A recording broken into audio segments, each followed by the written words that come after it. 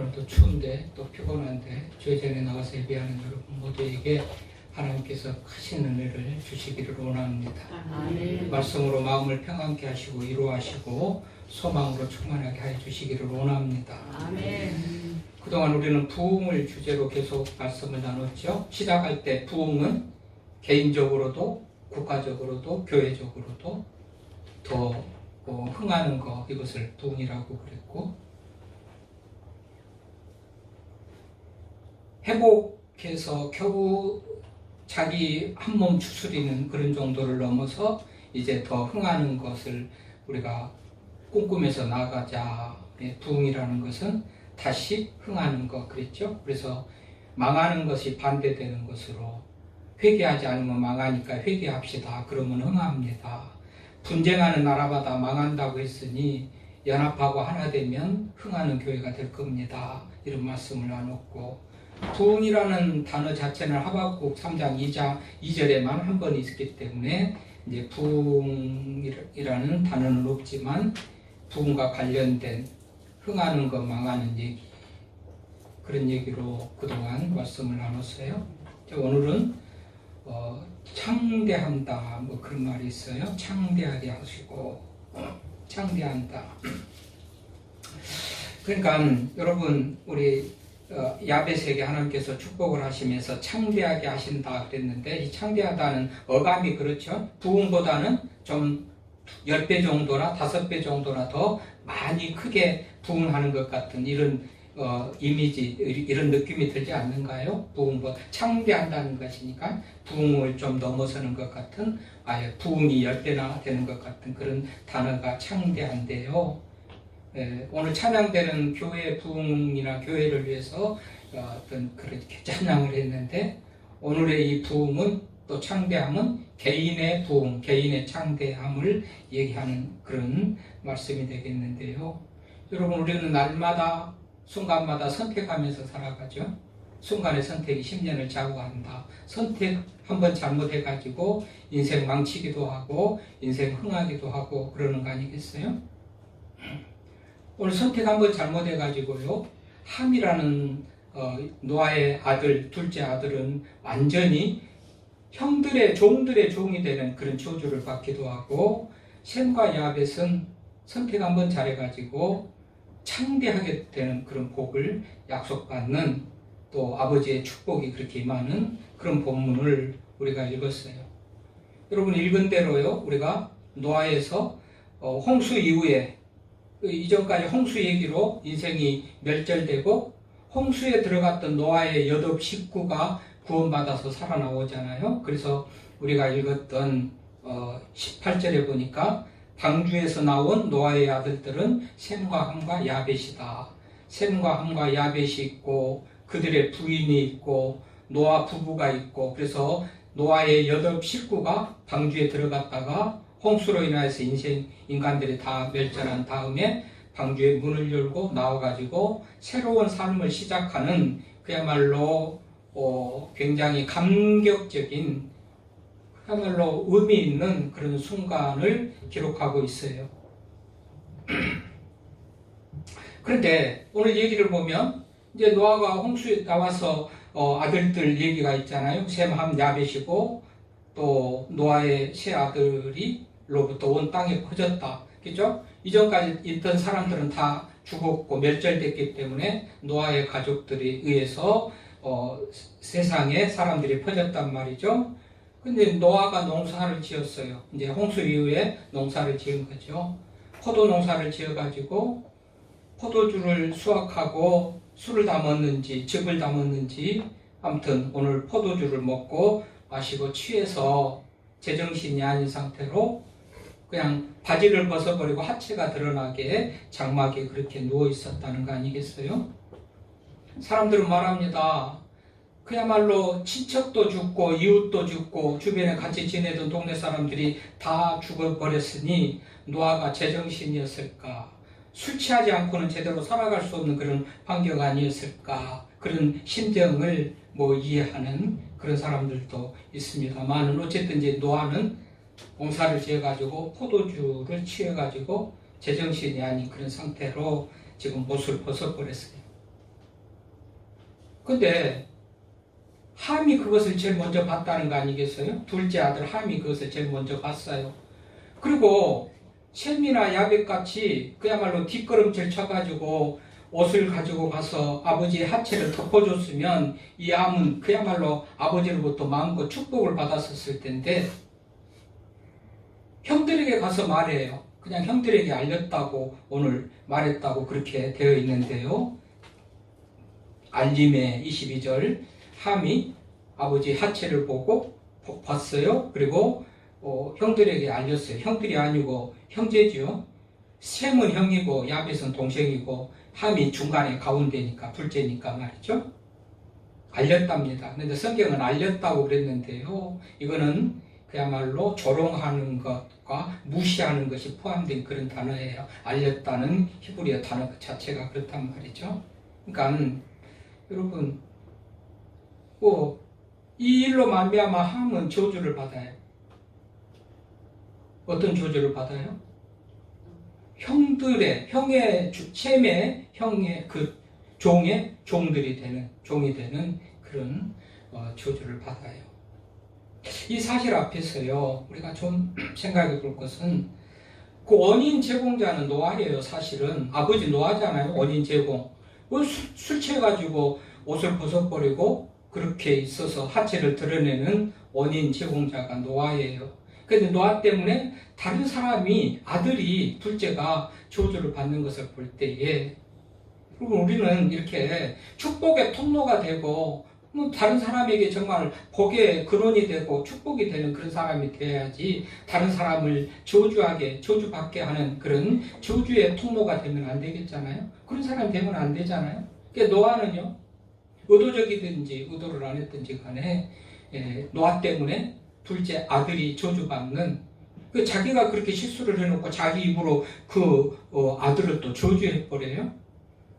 조금은 무책임하면서 자기의 잘못을 타인에게 돌리고 아들에게 돌리는 것 같은 어떤 그런 모습인데 어쨌든지 오늘 노아는 저주의 통로가 되고 말았어요. 이러면 안 되겠잖아요. 우리로 인해서 다른 사람들에게 기쁨이 되고 축복의 통로가 되는 그런 우리가 되어야 될 텐데 노아는 아들 함이 자기로 인하여서 저주받는 그런 어떤 통로가 되고 말았다. 이런 사실을 우리가 생각할 때 여러분 우리 모두는 다른 사람에게 축복과 통로가 될 수 있기를 바랍니다. 이거 얼마나 복된 인생이에요. 그래서 뭐냐면 함이 형에게도 알리고 동생에게도 알리고 아버지가 옷 다 벗고 바지 벗고 지금 다 하체를 드러내고 누워있어 술 취해가지고 근데 이 셈이나 이 야벳은 보십시오. 어떻게 했다고 그래요? 23절에 보니까 셈과 야벳은 옷을 가지고 뒷걸음질 쳐가지고 가서 하체를 덮어줬다는 거예요. 여러분 이 말은 보통 어버이 주일이나 이럴 때 자녀들이 부모에게 어떻게 잘해야 되는 그런 얘기를 할 때의 설교로 쓰여지는 본문인데 저는 그런 내용보다도 오늘 야벳이 창대하게 됐다. 부흥을 넘어서 부흥의 10배나 되는 것 같은 그런 창대한 그런 단어에 집중하면서 말씀을 준비를 했는데요. 어쨌든 이제 셈과 야벳은 뒷걸음질 쳐가지고 부끄러운 아버지 하체를 안 보겠다고 수치를 드러내지 않겠다고 술이 깨어가지고 일어났을 때 이 아버지가 이것을 알면 얼마나 좀 부끄러워하고 창피할까 이런 아버지의 권위가 떨어지고 이럴까 이런 생각 가지고서 하체를 덮었고 얼굴도 보지 않고 그냥 그렇게 했다고 성경이 기록하고 있죠.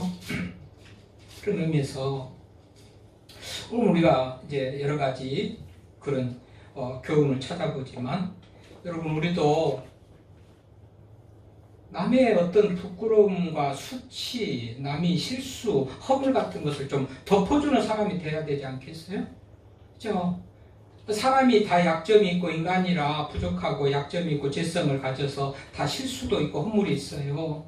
그런데 어떤 사람들은요 그냥 그러는가 보다 하고 자기만 알면서 그냥 그를 위해서 기도해주는 그런 스타일이 있는가 하면 어떤 사람들은 불리고 더해가지고 이랬대 저랬대 하고 그냥 그 한 사람을 매장시키는 그런 모습으로 그냥 수치를 부끄러움을 막 드러내고 그런 사람들도 있죠. 그런 사람은 오늘 말씀에 의하면 저주받을 사람이에요. 함과 같은 사람이에요. 여러분, 그런 의미에서 우리 주변에 목사도 장로도 권사도 집사도 우리 주변에 사람들이 뭔가 좀 실수가 있고 약점이 있고 허물이 있으면 어떻게 할래요? 위에서 기도해 주시고, 누가 다른 사람이 뭐라고 말해도 그게 아니야, 잘못 알고 있는데 이런 거에 하고 가능하면 좋게 해주고 허물과 약점을 덮어주는 그런 우리가 돼야 된다는 것이 오늘 말씀 속에서 주는 교훈 아니겠어요? 어떤 사람들은 막 보태고 늘려가지고 그냥 막 뒤집어 놓는 거죠. 아주 그 사람 진짜 형편없는 사람, 못쓸 사람 매장시키는데 그러면 안 되는 거예요. 성경에서 주님이 뭐라고 가르치던가요? 형제의 눈 속에 있는 티를 보고 내 눈 속에 있는 들보를 보지 못한다. 그러면서 들보라는 것은 기둥 아니겠어요? 사방돼서 보고 누구나도 보고 아무리 눈이 안 보여도 다 보이는 그 들보가 자기 눈에 있는데 그것은 보지 못하면서 형제의 눈 속에 있는 그 티를 보고, 티라는 것은 가까이 가서 봐도 보일까 말까 하는 그 작은 티가 눈에 들어있는데 그것을 보고 눈에 티 들었다고 지적질하고 그걸 맞아하면 흠담 드러내고 그런다는 것을 예수님께서 비유로 못하게 하신 것 우리가 기억을 하실 때 해볼 때요. 그래요. 그 사람이 어떤 약점이 있고 허물이 있다면 나 또한 그런 못지않는 그런 허물과 약점과 부끄러운 것, 부족한 것이 있을 거 아니겠어요? 오늘 이 함은 그것을 다 드러내요. 형에게 가서 동생에게 가서 아버지가 다 붓고 있는데 창피해 죽겠어.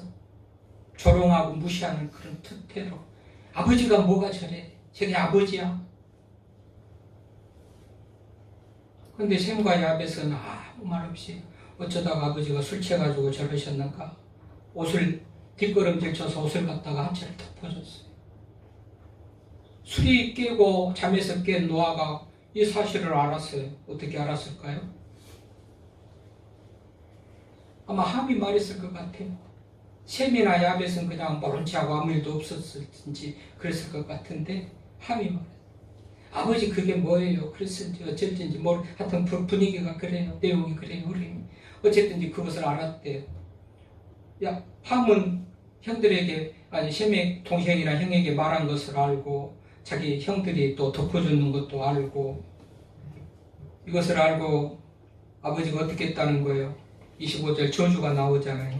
가나안은 저주를 받아. 이 가나안은요 함의 아들이에요. 여러분, 가나안이 뭐라고 그랬어요? 그 앞에 보니까 22절에 보면 가나안은 아버지 함이, 그래서 가나안의 아버지 함이 그랬단 말이죠. 노아의 둘째 아들 함이 분명히 허물과 실수가 있는데 그 아들 가나안이 저주를 받네요. 같이 함께 아버지와 더불어 가나안까지 받아요. 가나안은 저주를 받아 그의 형제의 종들의 종이 되기를 원하노라. 왜 그랬을까요? 잘못을 함이 했는데 아들 가나안까지 같이 저주를 받아. 학자들이 연구해가지고 왜 그럴까? 죄가 그만큼 중하다. 죄가 그만큼 무겁다. 죄는 그래서 절대로 정말 우리가 지어서는 안 될 것을 가르친다. 그런 맞아면 해석을 해요. 부모가 잘못을 하고 죄를 지고 싶어서도 그 죄값이 아들에게까지 이어져 간다고 생각할 때 망설이고 주저하고 죄를 안 짓게 될 거 아니겠어요? 나는 어쩔 줄 몰라도 아들에게까지 그 죄가가 전가되고 이어진다고 그러면, 그럼에도 불구하고 그 죄를 지을 아버지가 어디 있겠어요? 이런 아버지가 있다면 참 나쁜 아버지죠. 그러니까 아버지 함이 이 잘못을 했는데 아들 가나안까지 더불어 같이 저주를 받은 것은 그만큼 죄가 무섭다. 이것을 보여주는 것이다. 그러면서 우리가요, 죄하고는 좀 담쌓고 멀어지시기를 바랍니다. 우리가 예배 드릴 때도 참회의 기도를 드리면서 하나님 앞에 보좌 앞에 나아가자고 그러는데 이 죄는요 하나님과 우리를 단절시켜요. 하나님은 거룩하신데 물과 기름이 하나 될 수 없는 것 같이 거룩하신 하나님과 죄인이 어떻게 하나가 될 수가 있겠습니까? 그러니까 분리되어 있는 거예요. 그러니 하나님의 능력과 은혜가 아무리 많고 크다 한들 우리 죄인들에게 이어지지를 않아요. 그러니까 맨날 하나님의 은혜와 무관하게 그렇게 사는 삶을 살아갈 수밖에 없는 것이죠. 그래서 우리가 죄를 좀 무섭게 생각하자. 민수기 14장 18절에 보면 또 이런 말씀도 있어요. 민수기 14장 18절에 보면 아버지의 죄악을 자식에게까지 갚아 3, 4대까지 이르게 하거니와 이런 말이 있어요. 그러니까 결국은 아버지가 잘못을 하면 자식에게까지 그 죄값이 이르는데 3, 4대까지 이른다 이런 말이 있어요. 메모만 하고 집에 가서 보세요. 민수기 14장 18절. 결국에 오늘도 보면 아버지 함이 잘못을 했는데 아들 가나안까지 같이 더불어 저주를 받는구나 이런 사실을 생각하면 부모된 자들이 얼마나 하나님 앞에서 제대로 말씀으로 살아야 될 것을 가르쳐주고 있습니다. 물론 우리가 예수 믿으면 당대의 본인은 하나님의 은혜 안에서 은혜로운 삶을 살고 부모가 어떤 잘못을 죄를 졌든지 간에 상관없는 것 같은 은혜로운 삶을 하나님께서 보장해 주셨지만 성경대로 하면 부모가 잘못한 죄는 3, 4대까지 자녀에게 이른다라고 성경이 말해주고 있으니 어쩌자는 겁니까? 죄가 참 무서운 거구나. 나 혼자로 끝나는 게 아니구나. 3, 4대까지 이어지구나. 그렇다면 우리는 말씀을 거역하고 하나님이 하지 말라는 것을 하고 하나님이 하라는 것을 하지 않는 그런 죄를 범하지 않고 우리가 좀 더 말씀에 순종하며 살아가는 삶을 살아야 되겠구나. 그 인생이 참으로 복된 삶, 그 인생이 창대한 그런 삶을 살겠구나라는 사실을 기억하시기를 바랍니다. 그래서 두 아들이 있잖아요. 셈과 야벳, 저주받은 함은 빼놓고 이미 함은 가나안 아들과 더불어 저주를 선포해서 저주를 받으며 26절부터 보면 두 아들 셈과 야벳이 아버지의 축복을 받죠. 근데 셈은 하나님 여호와를 찬송하리로다. 셈의 하나님 여호와를 찬송하리로다. 이 셈은요, 하나님을 찬양하고 구속의 역사를 이어가는 그런 가문의 후손이 될 것을 그렇게 얘기를 하는 거고, 근데 이 가나안은 셈의 종이 되고 하나님이 야벳을 창대하게 하사 셈의 장막에 거하게 하시고 그래요. 자 보십시다. 셈은 여호와를 찬송하는, 맞아면 셈의 하나님 여호와를 찬송하는 하나님, 셈은요 정말 하나님의 택한 백성으로 그 가문으로 영광의 가문이 되는 그런 복을 주셔요. 그래서 이 셈의 가문에서 아브라함이 나오고 아브라함이 이삭을 낳고 이삭이 야곱을 낳고 야곱의 12아들이 이스라엘 지파를 이루고 하는 것은 이 셈은 육체적인 복, 육신적인 복, 세상적인 복을 다 받는 그런 복을 누려요. 이 셈은 영적인 복을 받는 것이죠. 셈은 하나님과 관계에서 약속의 백성 선민으로서의 영적인 어떤 계보를 잇고 믿음의 구속 역사를 이어가는 계보의 조상이 되는 영적인 복을 받는 것이 셈이에요. 야벳은요 땅의 복을 받는다고 말할 수가 있어요. 창대하게 되는 세상의 복, 땅의 복을, 육신적인 복을 야벳이 받는다 그렇게 말할 수가 있는데, 그런데 오늘 말씀해 보니까 그 야벳이 창대하게 됐어요. 창대하게 되는 복을 선포하고 그렇게 됐는데, 실질적으로 그렇게 됐는데 이 야벳이 어디에 있느냐? 셈의 장막에 거하는 그런 후손이 될 것이라 그렇게 말하죠. 자, 셈의 장막에 거하게 하시고, 야벳을 창대하게 하사 셈의 장막에 거하게 하시고, 아니 야벳을 창대하게 했으면 셈이 야벳의 장막에 거하는 그런 삶이 돼야 될 텐데, 야벳이 창대하게 됐는데 어찌 그 창대한 야벳이 셈의 장막에 거하는 그런 인생이 될까? 이 말이에요. 그럼 아까 셈은 영적인 복을 받았다고 그랬죠. 아브라함이 후손이 되고 이스라엘의 지파의 나라의 후손이 되고, 셈은 영적인 계보의 복을 받아요. 야곱은 야벳은 세상에 육적인 그런 복을 받아요. 그런데 그 복을 가지고 셈의 장막에 거한다는 것은 이 야벳은 영적인 복도 받고 육적인 복도 받은 그 인생이 됐다. 그런 의미예요. 세상적으로 육적으로 창대하게 된 그 야벳이 셈의 장막, 영적인 복을 받는 그 계보의 형의 셈의 계보에서 그 족보 안에서 그 장막 안에서 누리는 복, 그런 의미에서 셈은 영적인 복을 받은 것으로 그친다면 이 야벳은 육적인 복도 받고 영적인 복도 받는 그런 복을 야벳이 받구나라는 사실을 우리가 기억을 할 수가 있고 기억을 하시기를 바랍니다. 이런 복을 받아요.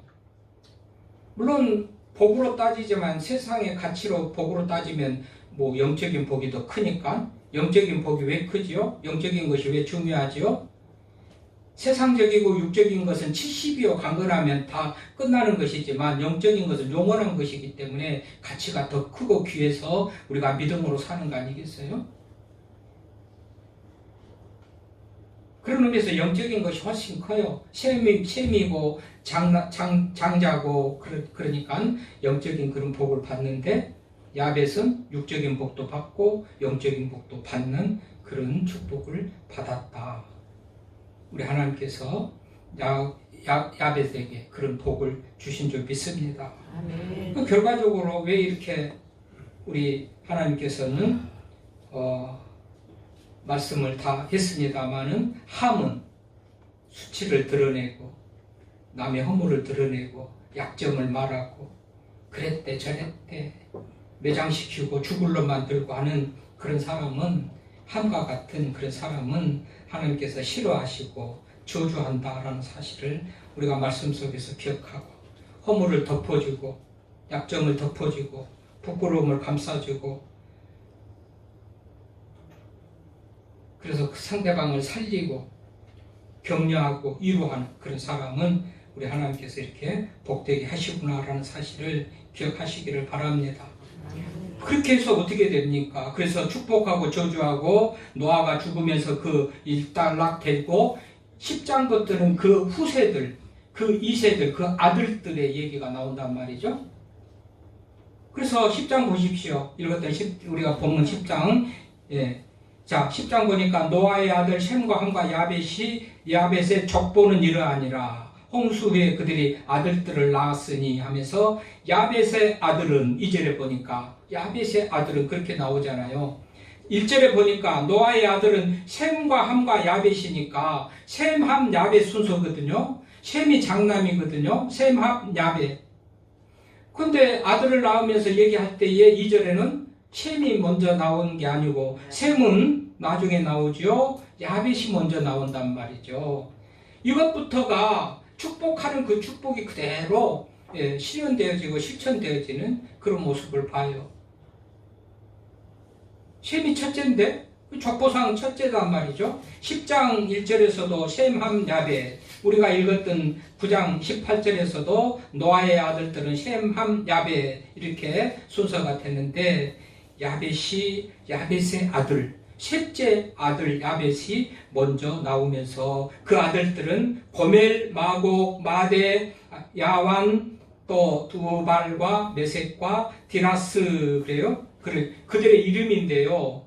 여러분 그들의 이름과 그들의 거주지와 아주 밀접한 관계가 있고요. 이 이름들을 자녀들의 이름들을 보면 하나님께서 정말 창대하게 해주셨구나라는 것을 확인할 수가 있는데요. 여러분 고멜이라고 그랬죠. 야벳의 아들 고멜. 이 고멜은 맞아면 길리아, 지금은 프랑스, 우리가 말하는 프랑스의 이 이름을 갈리아라고 그렇게 불러요. 근데 갈리아, 게르만족은 독일이죠. 유럽의 주요 왕국들을 형성하는 그런 맞아면 뿌리, 근거의 조상인 거예요. 고멜이라는 그런 야벳의 아들이 고멜이라는 게 이 프랑스 지역, 독일 지역, 유럽의 왕국을 형성하는 주요 서구 문명의 중심이 되는 그 지역의 원조, 창시자, 거기로부터 말하자면 그 민족이 형성되고 세계에 뻗어나가는 그런 조상이 됐다. 그런 의미예요. 여러분 마곡, 인터넷이나 핸드폰 검색해보면 다 나오는데요. 두 번째 마곡, 야벳의 아들 중에 마곡이라고 있었는가 봐요. 이 마곡은 중앙아시아 유목민들의 뿌리로 봅니다. 그래서 스키타이족이라고 그러는데요. 기원 전 1000년 전부터 유라시아 초원을 지배한 강력한 기마 민족, 유목민들의 조상이라고 이렇게 보는 거예요. 오늘날에는 몽골이나 튀르키예 같은 그런 나라로 이름도 바뀌고 지역도 나뉘고 이렇게 했지만 어쨌든지 유라시아 대륙 전체에 영향을 미치는 그런 민족 족속의 원조 마곡이에요. 마대는 소위 페르시아라고 그러는 이란 북서부 지역의 그런 지역을 말하자면 그 지역의 민족을 형성하는 원조예요. 이 마대가요. 그래서 페르시아 제국, 우리가 페르시아 제국은 뭐 역사 공부를 아무리 안 하고 못했어도 페르시아 제국 정도는 알죠. 한때 세계를 지배했던 페르시아 제국, 그 조국의 말하자면 그 페르시아의 제국의 그 조상, 거기 말하자면 마대로부터 그렇게 그런 족속이 나왔다. 야와는 그리스를 말하는 겁니다. 야와는 그리스예요. 여러분 그리스 하면 뭐 헬레니즘 문화, 알렉산더 대왕이 또 말하자면 세계를 제패하고 그리스도 한때는 세계를 제패하는 그런 나라였죠.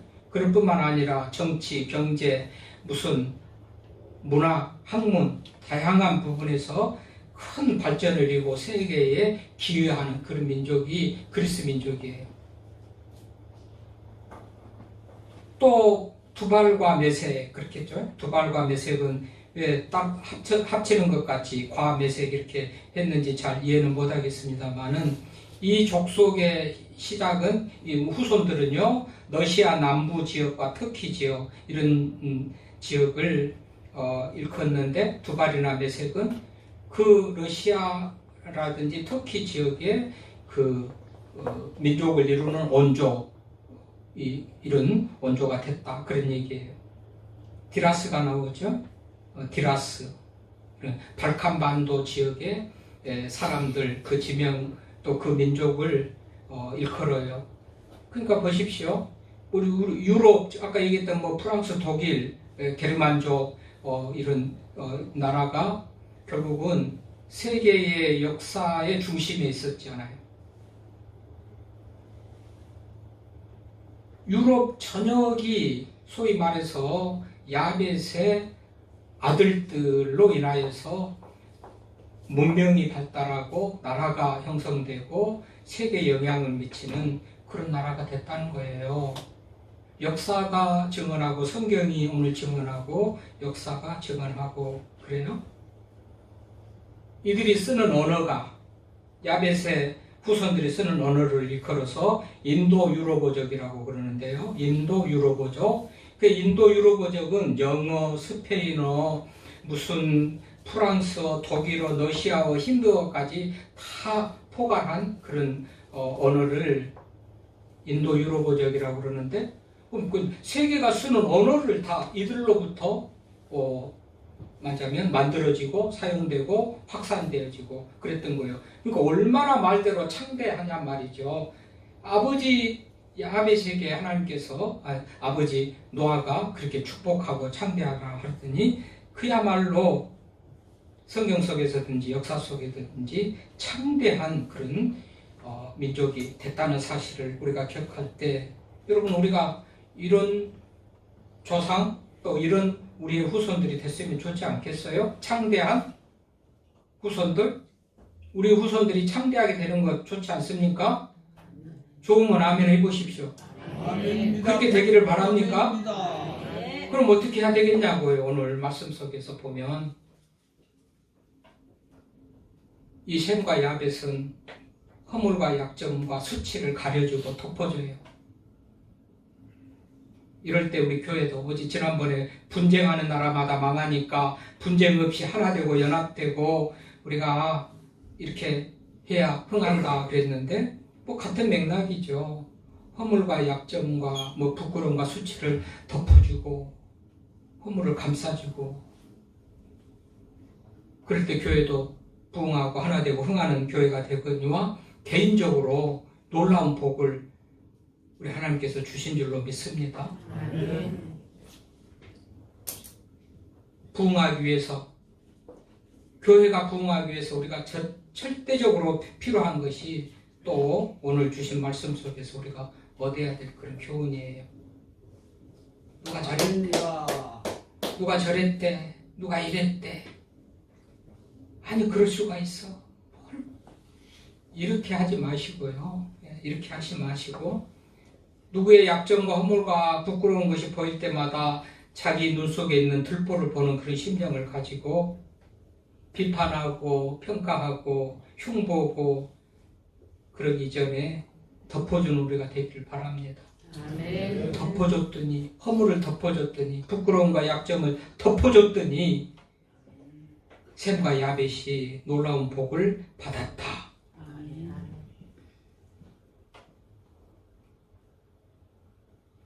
아버지의 허물을 덮어줬다는 것은 하나님의 권위를 인정하고 하나님이 세운 질서를 인정하는 것 같은 그런 의미를 가져요. 하나님이 어디 곳이나 계실 수도 없고 하나님은 안 보이시지만 가정의 아버지는 어떤 하나님을 대신하는 그런 권위를 성경적으로 이렇게 가져요. 아버지가. 그러니까 그 아버지에 대해서 권위를 인정하고 하나님이 세우신 질서를 따른다는 것은 하나님 앞에 복종하고 하나님이 세우신 뜻을 따르는 것 같은 그런 것이 되기 때문에 반대로 하면 하나님이 세우신 그 질서나 권위를 인정하지 않고 무너뜨린 것이 돼버린단 말이죠. 그러면 하나님에게 대한 모독이고 모욕이고 도전이 되는 거예요. 그런 인생이 어떻게 잘 될 수가 없잖아요. 그런 인생이 잘 될 수가 없어요. 그런 의미에서 부모들에게, 교회 지도자에게, 국가 지도자에게 모든 것들이 하나님이 세우신 권위로 하나님의 질서로 세워진 것을 믿고 그렇게 권위를 인정하고 순복하고 그렇게 살아갈 때에 하나님께서 우리들에게 놀라운 은혜와 복을 주실 줄로 믿습니다. 아멘. 100번 아멘입니다. 아버지 하나님